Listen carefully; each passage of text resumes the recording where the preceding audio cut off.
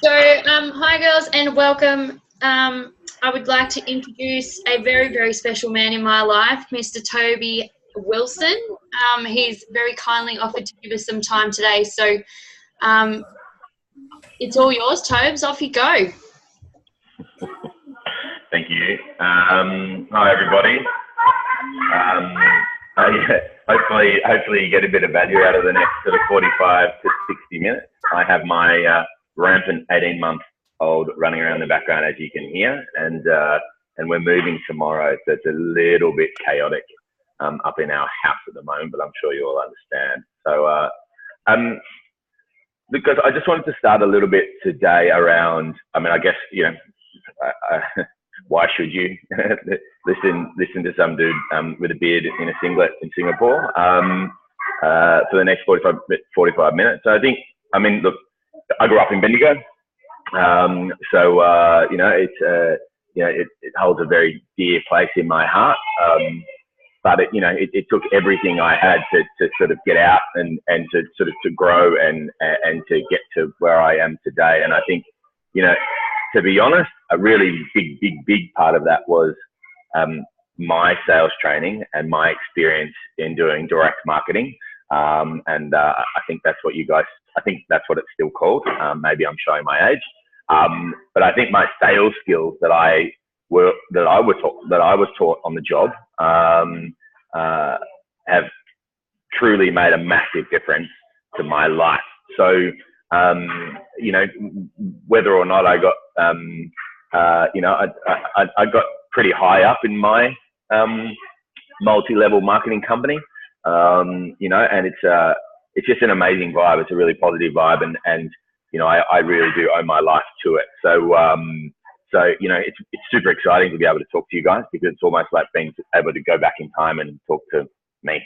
And that's a question that I've been asked quite a lot when speaking is, what would you go and tell 20-year-old you? So I'm not gonna go through that, because that would be a really long, a really long meeting. But I think the main topic that you guys wanted to sort of catch up on today was in and around closing and follow up. And I think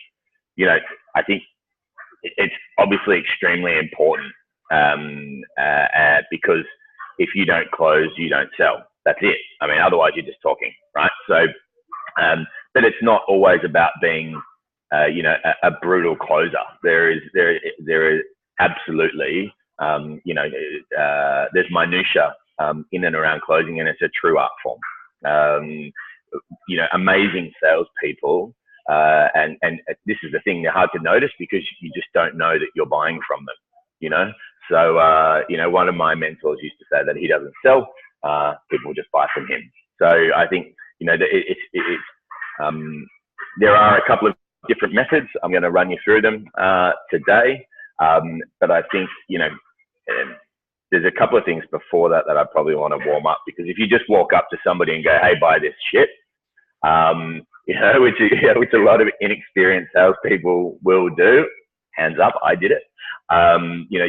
You're not going to be very successful. You probably get a few across the line, to be honest, because, on the whole, people are dumb, but, it's not going to build a really long-term career for you. So, I think, the main part to sales, is for me, the really annoying thing when people start selling to me is I can tell that they're being different. I can tell that they're trying to sell. I can tell that they're trying to become what they think is a salesperson, and they're not being themselves.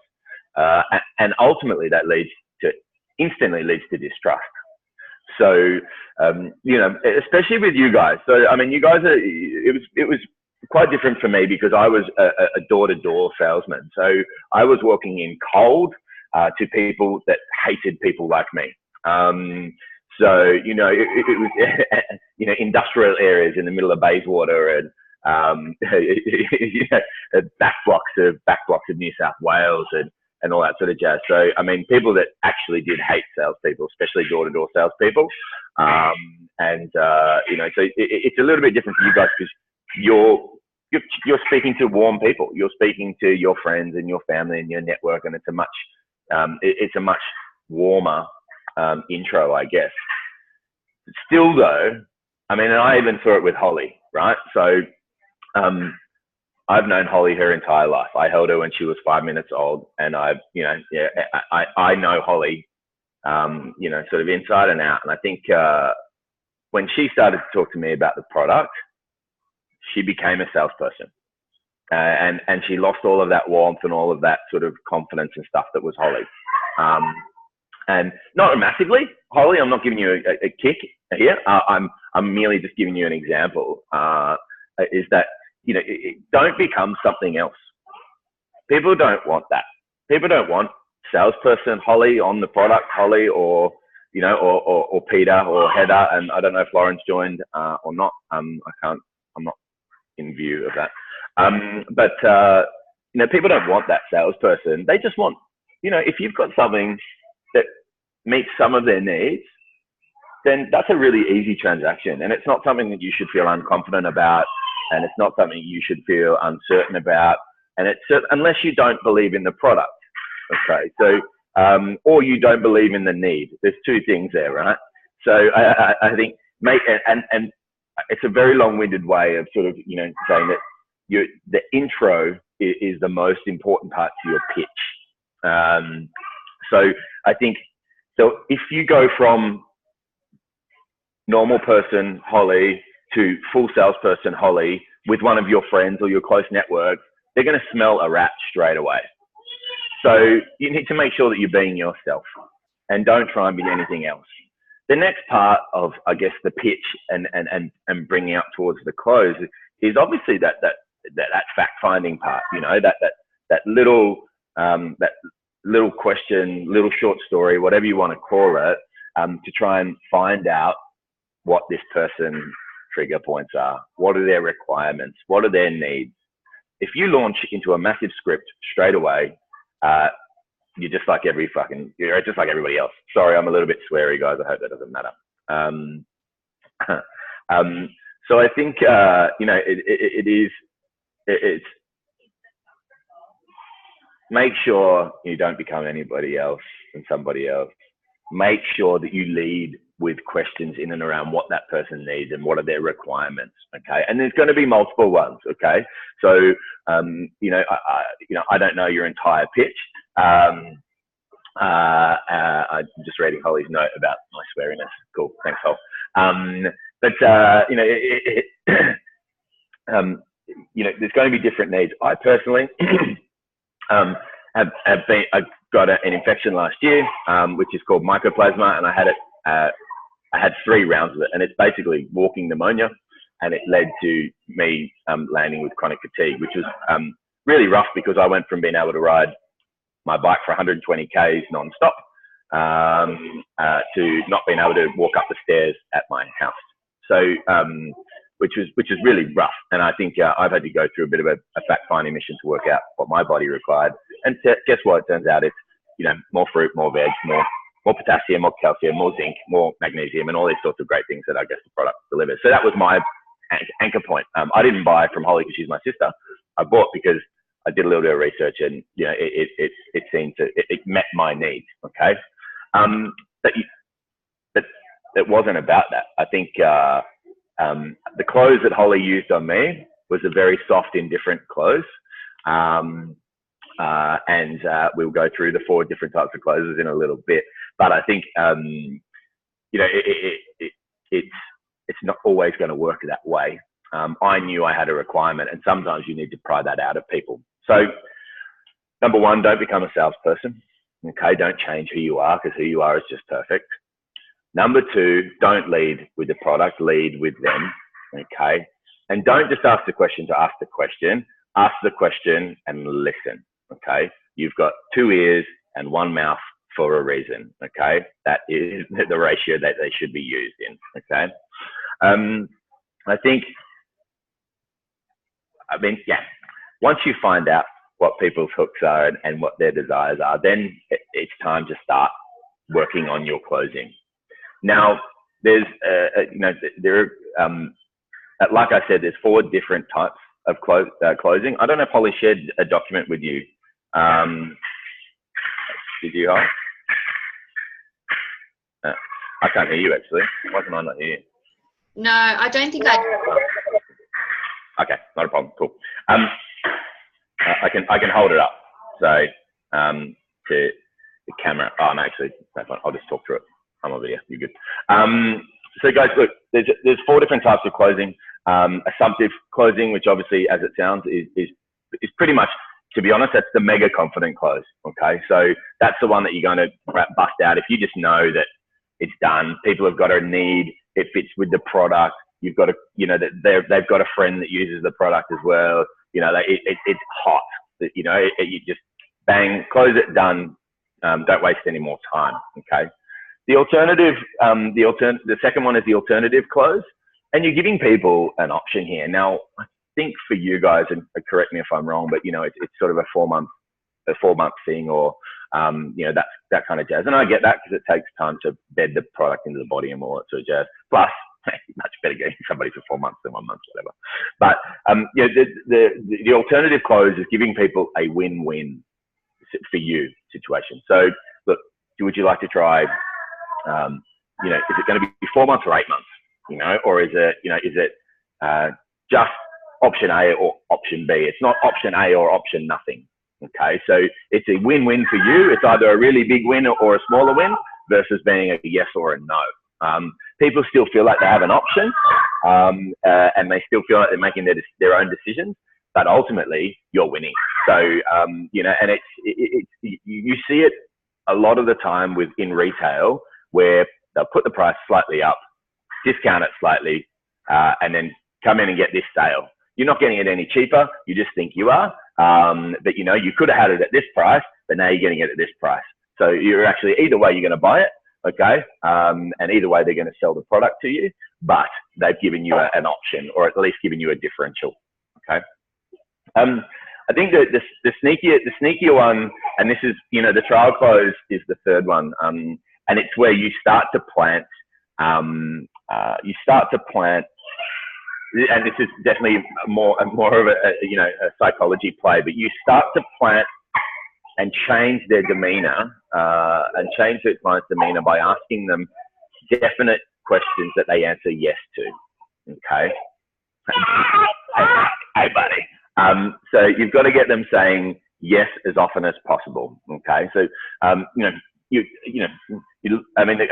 amazing fresh vegetables, they're great. Yeah.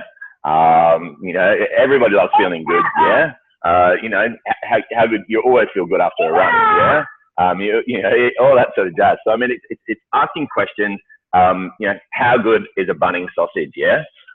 You're asking really positive questions, to get them really used to saying yes, and in a really positive mental state. Okay. Don't worry, it's totally legal, but it is certainly, and it is a bit of an art form, this one.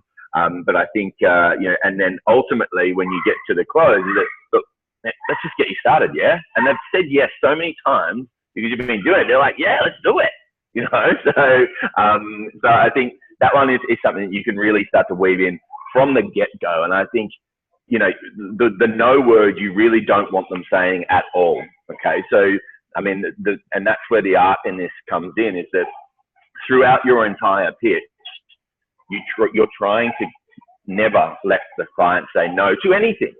Okay, so and I think salespeople sometimes do this. God, I've done it a million times, but make assumptions about clients. And when you assume, it makes an ass out of you and me. So, try not to do that at all. And it's hard, especially when you believe in the product so much.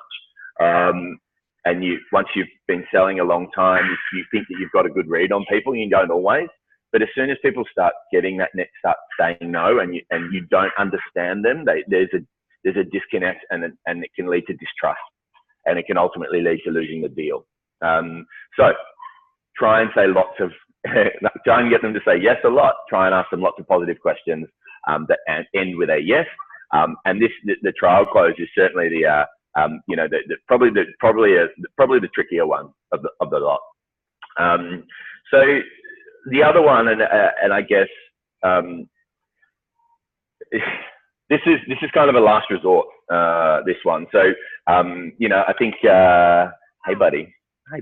Hey, you know, you gonna help? How do you close, buddy? 50-50. So I think the last one is. Hey. He's so cute. Thank you. Yeah, he knows it too. Yeah. Say hello. Say hello. Oh, you got the hiccups. So I think the last one is really, it is a last resort. If you haven't managed to weave in the trial close and get lots of positives, lots of yeses out of the client along the duration of the pitch, and then you haven't got them, you know, you've offered up a trial close, I mean, an alternative close, and they haven't gone for it. You've tried to go in with the assumptive close, obviously, you know, as a confident salesperson. The last one is what's called the silent close. And it really is an ultimatum. You've presented, you've handled their objections, you know, you've gone around the ringer, you've given them alternate closing attempts, multiple attempts at closing, and now it's on the line. I mean, you know, because to be honest, in sales, a no is way better than a maybe. You know, obviously the yes is the ultimate, but you're better off not worrying about, you know, extra sales that are maybes, or holding on to the could be's or the possibles. So, you know, I think it really is, the idea is to, especially in direct marketing, is to close or be closed, I guess, is one of the lines that we used to use. So, and we obviously called it going into a door, kind of like Monsters Inc., except less cool. And, you know, when you go into a door, there's two sales, one of two sales are made. You sell them on why they should buy the product, or they sell you on why they shouldn't. Okay. So, and ultimately, if you're the salesperson, you should be doing the selling, right? So, so the final close, as I said, is the silent close, and it is the ultimatum. You've done everything, and you go, you know, hi, look, listen, Holly, obviously you have these needs. This product's going to meet that. What do you say? And then just shut up. And it's awkward. It's 10 seconds, it's 20 seconds, it's 30 seconds. Okay, but do not, it's a test of the wills. You know, you cannot break. Now, it's ballsy, and, you know, it doesn't work all the time. It's 50-50. If I said to you guys, just silent close, I'd be an idiot and a liar. No, but it is definitely, you know, it is definitely a method, and I've used it tons in the past as well. So it does require a little bit more confidence. And sometimes when people are put with the ultimate question like that, because ultimately that's what closing is, you know, that's all they need sometimes to go, actually, you're right. You've rehashed properly, does meet my needs. That's something I'm going to go for. So, so shut your mouth and obviously don't open it until they do. Cool. Now I've just talked heaps, and so I'm going to sort of open it up to you guys. I mean, you know, to talk about one of the four, and then if you want to, I can sort of take you through what my general pitch structure is. So I've got a suicidal kid just about to jump off the couch. So, so yeah, I'll open it up to you guys.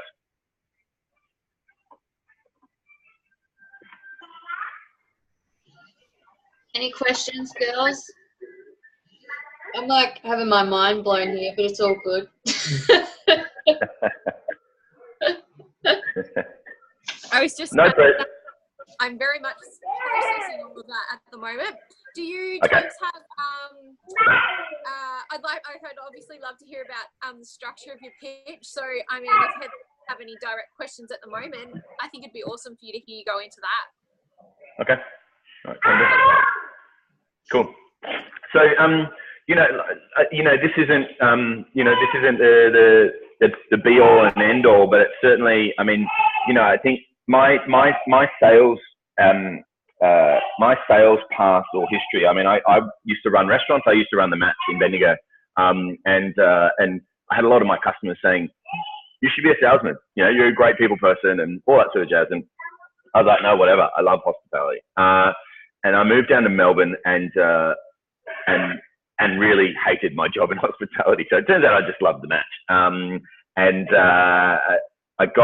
I saw in the paper an ad for salespeople, and so I went to this induction session, and it was selling ATM machines, or ATMs.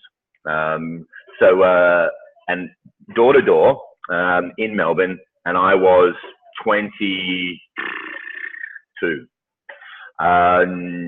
And I went into this hotel, into this little boardroom, and it was this English guy from HQ, and then, and a couple of randoms, and we were given a pitch, and it was, this is the ATM machine, you sell it to businesses, they put it in, they stop using cash, people withdraw cash from ATM machine, and then they pay the vendor or the retail shop, and the retailer takes a cut. And I was like, well, that actually sounds pretty cool. But then it was just piss off and go and do it. So there was no territory management, none of that. There was no education around sales. There was none of that. And for a good 3 weeks to a month, I was walking the streets randomly, not going into every shop, and just trying to sell a completely difficult way of doing business to them. I managed to sell a few, which is, pure arse. And salespeople, it's a numbers game, right? So it's certainly even the shit salespeople will sell. Okay. I saw another ad in the paper, and it was around selling for Visa, and I thought, well, that can only help my ATM sales career. So I thought maybe I can go and learn. And it was with a company called the Cobra Group out of Australia, who are a very large MLM marketer, and they do lots of the charities and telcos and stuff like that. Turns out I got into the telco division, and within a 3-year period had gotten, I had 25 people, my team. We were breaking all of the records in Australia, and I'd taken teams, built teams in Melbourne and in Sydney. That's where I think the training truly came in for me, because I not only had to bring structure to my pitch, I had to be able to teach that structure to my guys. And this is door to door, commission only, as hard as it gets, sales, business to business, not residential. And we get into the office at 7 a.m., 6:30 for the leaders, 7 a.m. for everybody else. We'd do an hour RAR and training and what we would call impact sessions. And then we would go out in the field all day, and we would come back at 5 p.m. and do another RAR and then piss off. So it's a really long day. But it taught me everything. And I think, I've probably got another session up my sleeve on some sort of like what they call the 8 steps of maintaining, a good sales volume and momentum and all that sort of jazz. But I guess it all starts with the pitch. So the pitch is 5 sections essentially. So it's intro, short story, presentation, close, and rehash. Okay. The intro is ultimately where you live or die, because the intro is effectively your way of asking the person for some of their time and asking the person for their attention, and I guess implying that you've got something interesting to talk about if they want to talk about it, and kicking off on the right tone. Okay, so like I talked about earlier, if you're uncertain, or if you're not in your natural comfort zone, or if you're not confident at the intro, it sets the tone for the entire thing. The antithesis of that is obviously being, overconfident, over cocky and wanky. And then, that's setting the tone for the whole thing. So, just be yourself is probably the first thing. And look, my style was always to sort of, take the piss out of myself. That's kind of been my sales style, my entire career, actually. I think in an analogy I've used with one of my other mates who's a bloody awesome salesman. His approach is to sort of, run straight into the sale, go in at it, bulldog, Rottweiler style, and take it down. No worries, iPad.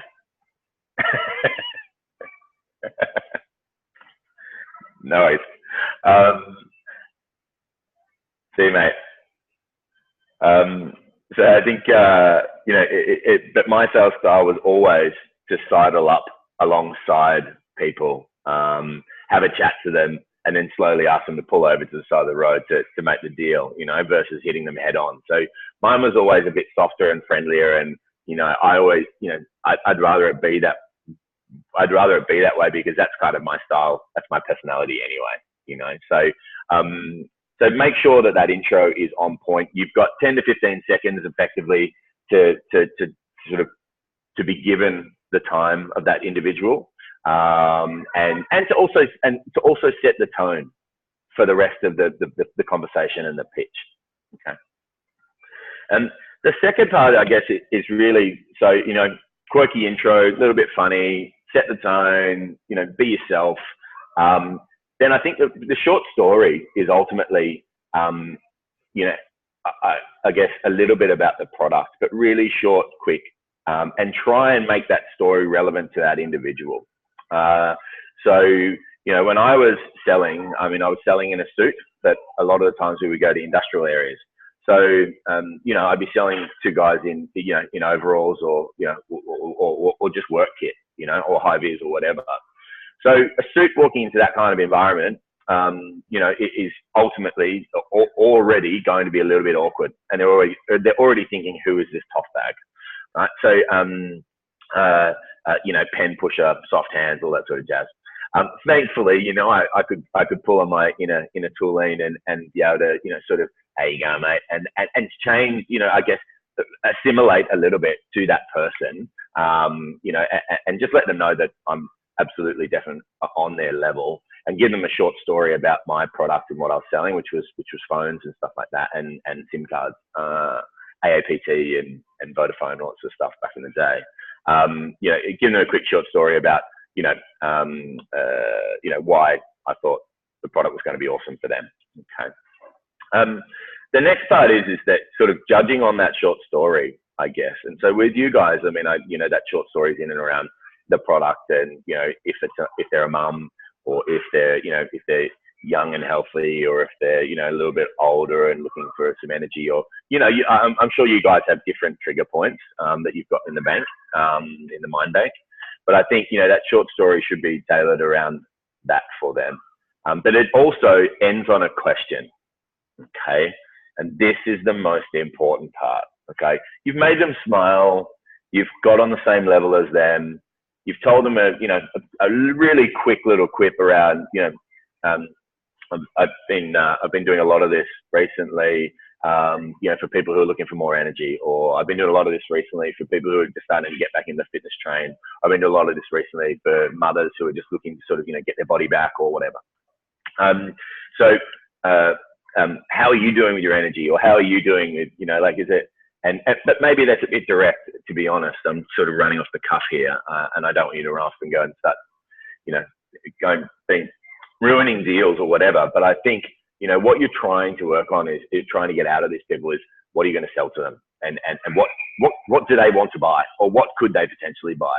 So you're trying to find a need state for them. So I guess, speaking to them, asking that open question really about, like, hey, what's going on with you? Like, what are you enjoying at the moment? What's great, or what, try and get them talking. And once again, going back to what we were talking about with trial close and stuff like that, make sure you're asking questions that you're pretty sure you're going to get a positive answer, or at least a very informative answer that can allow you to deliver a product or a solution to down the line in the presentation. Okay, so introduction, short story, you've got the question, awesome. You go, your sales radar's going off. You go, yes, I've got a need state. They need, this stupid bearded guy's got chronic fatigue and he needs it. So, let's go after it, right? So that's where your presentation comes in. Okay. Now, the presentation is up to you how long or short you make it. There is another session. I saw Holly saying we've got 10 minutes. I've actually got 10 minutes anyway because I've got to go and move house, so I'll wrap it up. But I think, you know, there's another session that I'll probably try and do with you guys next week, if that's okay, which is all around sort of objection handling and what happens inside of that inside of that presentation, I guess. Because it's not about, hey, here's an intro, here's a short story, here's a presentation, and then you close and then you rehash and you're done. Okay. Sometimes you've got to go through the objection handling wheel a couple of times. You've got to roll over some objections. They change their mind mid-pitch because they're trying to get away. So you've got to adapt to that. There's a lot more ways that it can go pear-shaped. You know, if it was that easy, we would all be fucking millionaires or squillionaires or whatever. So I think the presentation is super important. You know, make it very direct. Make sure it answers their need state. Don't just read off the fucking label. Okay, that is the absolute worst thing you can do. Do not be robotic. Okay, and to be honest, 70% of the presentation should be body language. So you know, it's not what you say. It's absolutely how you say it. Okay, so you know, you can go, yeah, product's great, you know, it's awesome, yeah, it's got lots of these different vitamins and minerals and vegetables, and it is awesome. You know, you go, oh, the product's really shit, but it's so shit, you're gonna love it, you know. And so, I mean, you want to buy the shit product, right? You don't want to buy the boring, monotone, you know, good product. So, and you say that all the time. I mean, that's how fucking people like Donald Trump get elected. Okay, so that's all about how you say stuff. It's not what you say, because he doesn't speak English. You know, so you know, he's a straight up 100% fucktard. So, but he got elected because of his amazing body language and presence and all the other stuff that he does around what he says. Okay, so introduction, short story, presentation. What do we do now? We close, obviously. Depending on how it's gone, you know, if it's gone extremely well, assumptive close, just close them on the spot. Do it like you've been doing it for 20 years. You've done it 1,000 times. And I think that really is, you know, one of those keys. I mean, confidence, by definition, is the memory of past success. So, you know, it's hard when you're a newbie, or, you know, or you haven't had a great day, or you haven't had a great week or month or whatever. But ultimately it will sell you more, by being confident and being confident about the product that you're selling, what it delivers on, the need states that it delivers on, and in your own selling ability and your own, business. I mean, you guys are attracting teamies or teams or whatever, you know, which is cool. So, you know, that ultimately would resonate through them as well. Okay. And think about it. I mean, the way you sell is the way they will sell. Okay. So if you're not on point, then they're not going to be on point. Okay. And they need leadership and direction, and you need to be the number one. You need to be the best. Okay. They need to trust you implicitly and think that you are the shit. So, you know, ultimately exuding that confidence and things like that is going to help with that. So closing, obviously, assumptive close is optimal because it's quick, and it means that everything's gone really well. The trial close is extremely important, you know, and probably, you know, very close to the assumptive close, because it's, you know, okay, let's get started, yeah. So, you know, ultimately, you know, you've got your alternate close as well. So, you know, we're going to do 4 months or 8 months. You know, it's easier just to have it all there do it all at one time. And then, you know, if you're going to do 4 months or 8 months and then you shut up, there's your silent close. So, you know, you don't have to use all 4, please. Yeah, it'd be awesome if you did though, and filmed it. I'd love to see that. But you know, choose which one works for you, and choose which one's more natural for you, because that's the one you will defer to. So I like the assumptive close, but like I said, I'm generally, with my sales, I come up alongside who I'm selling to, get on their level, and actually work out exactly what they want. And so it is an assumed close anyway. Otherwise, I would have learnt that I can't sell them anything. They don't have a need state, and my product doesn't fit with them, And to be honest, I don't need to rob people, you know, like it's not about selling people shit that they don't want or need or could use. Okay. And that will come down. People will remember that. They'll be like, oh, actually, this isn't for you. No, don't worry about it. No, it's good. And people go, what? What? You're not trying to flog it to me? No. Why would I? And then I guess the last part is ultimately the rehash, which is, you know, listen, Holly, I really love what you're doing out there, wool casting and stuff like that. Obviously, I grew up on a farm, you know, but it is hard to get your veggies and stuff like that, mate. So, and tons and tons of farmers that I speak to, obviously, because I'm a farmer. They're using this, right? So, and seeing tons of benefit from it. I think it'd be really good for you. And look, you're not locked into anything. So, I mean, do you want to do 4 or 8 months? And look, let's just knock it over, okay? Because I know you're going to get tons of benefit. So really go back through the 5 steps really quickly. You don't always have to do this, but I think it helps sort of summarize this. And as a matter of fact, yeah, good. Well, 8 years or 4 years. So I think the really cool thing with the rehash, and I do this today in my presentations to my clients, is my PowerPoint presentations that I do in boardrooms actually follow the same structure. So, you know, like the deal has changed, the deal size has changed, definitely, but the process hasn't. I think it might be a red mark. Yeah. So look, that's selling. That's 5 steps, and look, let's set up one for next Friday. And what I would want to talk to is really the 8 steps to a good salesperson, to a robust salesperson, and to good team management, because you guys can only sell so much yourselves. So you need people you need teamies, or whatever you call them. That's a super important part, and it's a couple of sessions on its own, to be honest. So anyway, look, I've rambled on for ages. Thanks, Heather. No worries.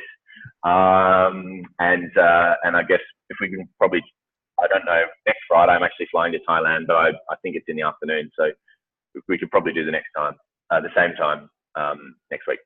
Awesome. Thanks, Babes. That was great. Yeah, I'll chat with the girls and double check that it's all good with them, but I will definitely be in for next Friday, that's for sure. Yeah. Cool. Get out there and sell some shit. Woo! Magic beans. Woo! Heather's got her little one there too. Nice. Yeah, no, Arlo's just, where is he? He's spraying himself in the face. What are you doing?